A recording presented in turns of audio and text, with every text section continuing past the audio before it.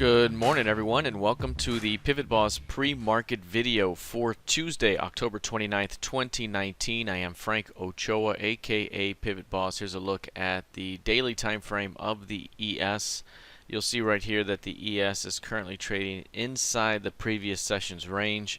The ES is trading 11.25 points of range today. That's 48% of normal 10-day range right now, and you can see also that price is pushed to a new high, sitting at a new high right now, above the previous month's high and above that July high, and appears like it wants to attempt to push higher out of this range. Again, it's going to take staying above 30.25, 30.16 in order to do that. Any failure to hold there would end up with a rotation back toward the 200, which is around 2,900 right now, and 2893.75. But once price gets up to that zone, it'd probably be around 2,900. So right now, again, we do have FOMC statement tomorrow and the Fed interest rate decision.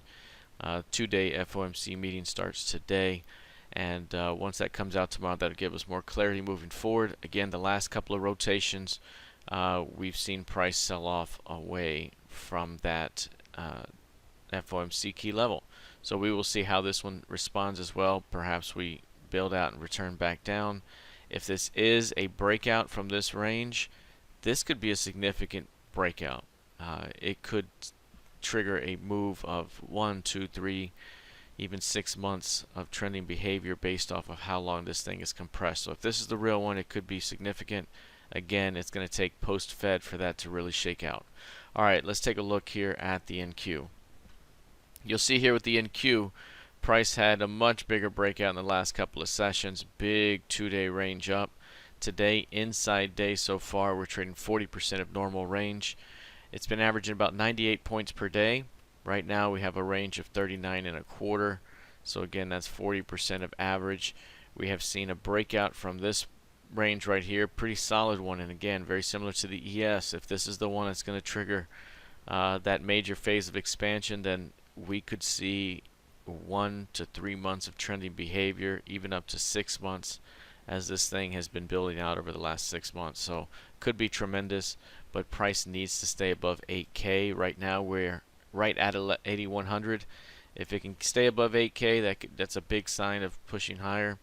If there's a failure to hold 8K at some point, that may end up with a rotation back toward the 200-day, which is going to be around 7,600 right now at 75.66. All right, let's take a look now at crude oil.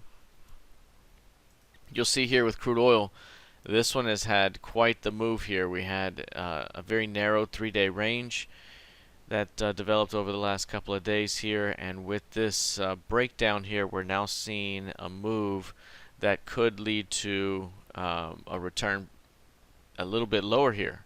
This pullback could be as deep as 54s here, 55s. We're right now at 54.98.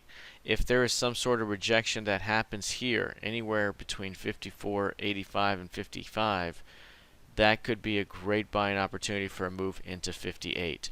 So right now, this market has been very bullish. We've seen a nice uptrending market here. And if we get a push into this zone right about here, that could be a great continuation toward 58. So right now, anything below 55s, watch for signs of rejection. If not, that could open up quite a bit more selling pressure back toward 53s. Let's take a look lastly at gold futures. You'll see here with gold, this one has been compressing tremendously within this narrow range. It did get above 1520 briefly, but has rotated back down to 1490. That's a quick 30 handle move right there, and we're now back near the recent lows here. Again, there could be a bounce anywhere in this zone back up.